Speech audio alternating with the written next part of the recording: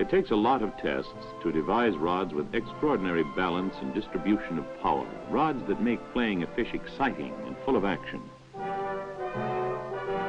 It takes a team of knowledgeable executives to keep the team of fishermen and his equipment in smooth and happy operation. The men here are intimately acquainted with the sport of fishing, as well as with the business of producing quality rods. Among them, they cover just about every type of fishing possible, learning problems firsthand. Every Garcia Conolon rod is customized, produced by hand as a single unit. After the rod is designed, patterns are cut from reinforced fiberglass cloth.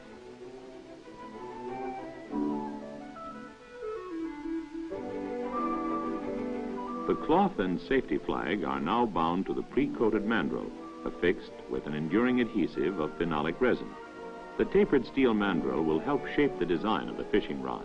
Each component part of that rod must be perfectly suited to play its role in achieving predetermined action, durability, appearance, and ease of handling.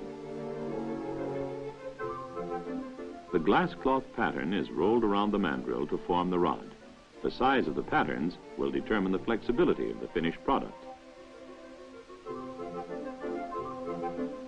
This is the application of cellophane, which creates pressure around the cloth during the curing. It seals it off so that it may be cooked inside.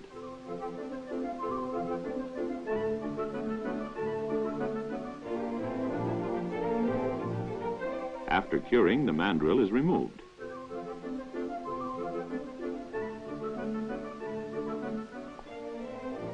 In this step on the long and careful road toward production of a fishing rod that comes alive in the hands, the cutting and polishing takes place.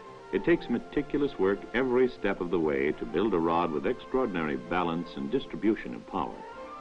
At this point, a skilled worker grinds the safety flag down to size to fit the special ferrules that will be blended into each rod to attain perfect action under all types of usage. Painting not only adds to eye appeal, but it is also a colorful index for marketing purposes.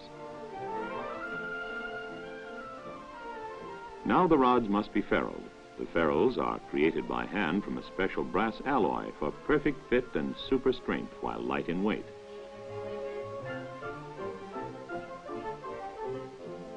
The ferrules must blend perfectly into each rod to ensure perfect action.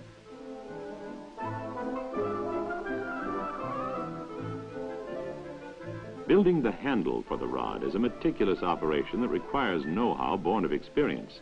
When completed properly, the handle must have a sure feel to the ardent angler, giving him a grip that is both secure and yet flexible enough to shift with the action called for.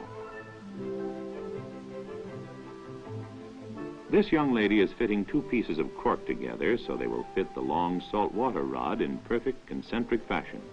It is attention to details like this which spell the difference between an ordinary rod that looks all right and an extraordinary one that feels and acts right. Here we note the installation of tip tops on the pre-aligned rods. The tops are filled with an adhesive mixture, and the adhesive is melted over a flame to ensure permanent bonding. The rod is inserted into the top and then dipped into water to chill. Not even the wiliest and most active fish will blow this top. Both guides and tip tops are precisely and beautifully wrapped by skilled and painstaking wrappers.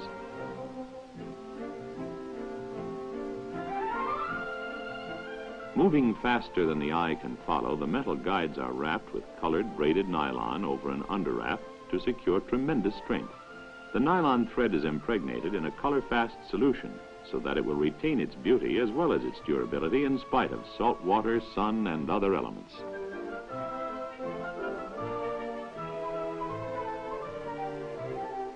The completed job is indicative of durability, of strength that will last.